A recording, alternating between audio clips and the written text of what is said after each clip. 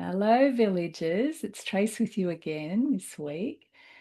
And it's been really nice to see some of the interactions in the WhatsApp group this week. It's lovely to feel that support from others. And I also did a couple of recordings for specifically for Neets and also for Diana, just responding more specifically to the questions that they asked. But any sort of input you want to put into the village, by all means do it because we're all in this together. And I'm not the expert, remember that. I'm just here helping to bring light to some of these topics. Okay, so the topic this week is consistency that works. And, we often feel like we can be nagging and repeating ourselves. And we think that the more we say it, the more cooperative our children are going to be. But it's actually the opposite. The more we can actually be reinforcing the very patterns that we're struggling with. And by the way, this can be really, really triggering for us as parents. So let's look at consistency that works. Okay. When I started thinking about this topic and writing about it, I went back to a memory of my little Jacob, who just, I'll tell you, if any of my children made me a better parent, it was him because boy, he could press my buttons. And it was he could really dig his heels in and get very, very stubborn. But I was part of the problem. And I have these memories of me saying, Jacob, get your shoes on. Jacob, get your shoes on. Jacob, get your shoes on. Jacob, get your shoes on. And then hopping in the car and being at the school and looking back and Jacob's shoes weren't on. God, drive you nuts. Okay, so this nagging, yelling, repeating yourself and getting more frustrated is the system that they ignore. It's what becomes the pattern. Okay. Now, young kids don't ignore you because they're rude or being difficult or whatever. They ignore you because their brain is doing exactly what it's meant to do, which is scanning for patterns. And so they're working out how the world works. So if I do this, mum or dad does this. If I do that, if I do something different, they do this. And they're continually trying to sort of make sense of the patterns. So if the pattern is request, request, request, and then it escalates, your child learns that they don't actually need to respond to the first one because they can wait for the fourth one. Okay. They see that it repeats. So what it does is it trains them to delay their responses. The more you repeat, the more the tone changes. You start calm, you get annoyed, then sharper, and suddenly the real message isn't put your shoes on. The real message is I'm in trouble, which can then spark that defense system within their little nervous system, which is freeze. So they just don't do anything. Fight, they resist you. Flight, they take off and do the exact opposite. Okay, they're all defense mechanisms. And so the more you go into that more elevated state, the more their little bodies don't know how to respond. Okay, so how do we break that pattern? Let's look at what consistency actually is. Consistency isn't so much I've got to do the same thing every time, because that's impossible. We can't, we're human, life is messy. Consistency is actually a bit simpler than that.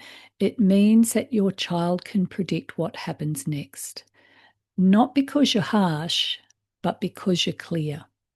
Okay? It's clarity. Consistency isn't loud, it's not long explanations.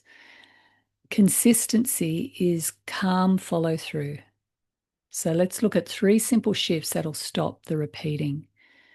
Okay, the first one is fewer words. One of the biggest mistakes we can make is we try to explain things to kids, particularly if they're in an elevated state. I mean, God, we can't even do that as adults.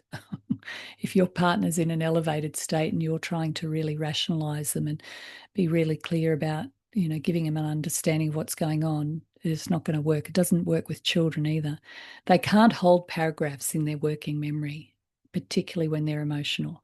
So instead of saying something like, okay, sweetheart, we need to go now, and you haven't put your shoes on, and we're going to be late, and you know the rule, just say, shoes on. and then stop and pause and let the instruction land. And you can add warmth or move closer, touch their shoulders, make eye contact. All of that really helps that message to land. If you can get down to their eyes and say, shoes on. Just say it once and then move to action. So here's the phrase that's going to help you change everything. The next thing you say is, if they don't move, you say, I'm going to help you. Not to threaten them, but as a follow through. So you say, shoes on. And if they don't move and walk over, you say, I'm going to help you put them on. And you start helping. No lecture, no countdown theatre. How many times do I have to say it? God, I used to say that. Just words and then action. Because the fastest way to stop repeating is to stop requiring your child to respond to repeated words and to keep listening. Okay? So what you're teaching is when mum says it, mum means it, and mum stays calm. The staying calm piece is the prevention of them going into the defensive fight, flight, freeze. Okay? So use consistent little sentences which will help young kids do well with the predictable pattern. So connect, get close, eye contact, gentle touch, direct the one sentence, put your shoes on, and then I'm going to help you if they don't respond, and follow through. Okay, so let's give you another example.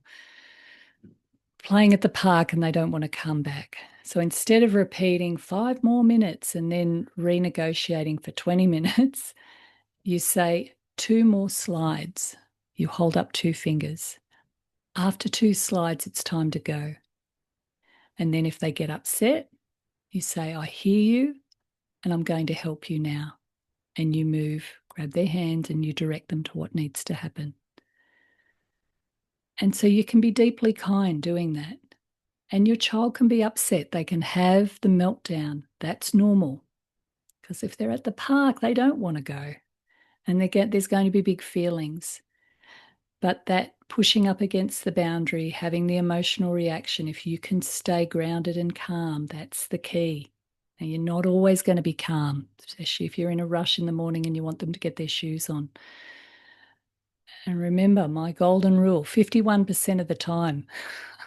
You don't have to get it right every time. Okay, 51%, more than half. That's it.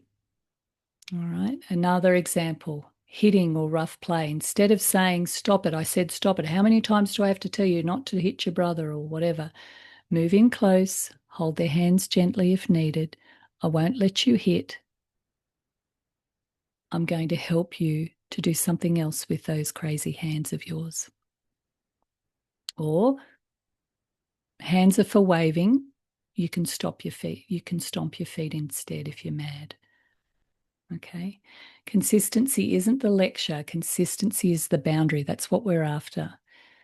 So if you've been a nagger, a yeller, or shut down and withdraw from your kids, you can change that and you can retrain them. So the new plan is, I'm going to say it once and then I'll help you to do it. Say it kindly, then live it.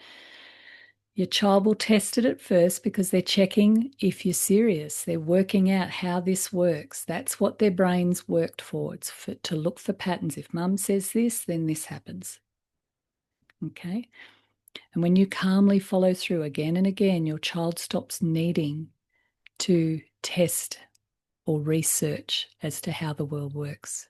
They just automatically know that this is what happens. Okay?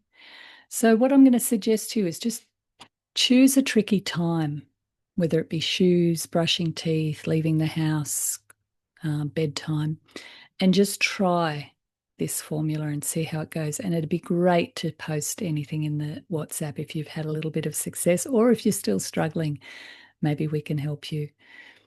Okay, because you'll still be tired, your child will be a child. Nothing like that's going to change, but the tone can change. And then that invites some of those behaviors to become more cooperative. Okay. And you don't have to repeat yourself as much.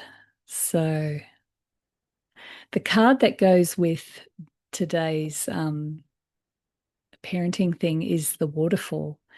I remember needing to, really working on my ability to stay calm because remember, I had a lot of boys. And somebody gave me the metaphor of the waterfall, and I'll read what the card says. Water flowing freely is a powerful metaphor for parenting. Like a stream that keeps moving, we gently shape what we meet along the way, smoothing stones, washing away debris, carving new paths over time.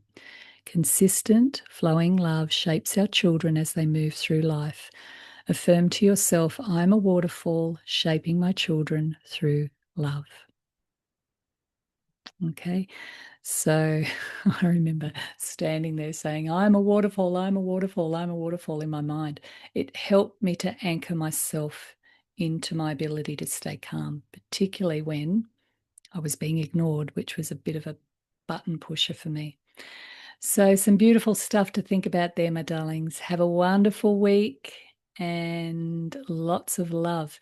Now, the live coaching for the next 4 weeks or so is going to be a replay because I'm heading off to the UK next week. But we'll still be catching up or checking in every week. So, feel free to pop anything in the WhatsApp and you'll get some more live coachings while I'm away, which will be pre recorded. Okay. Love you lots. Ciao.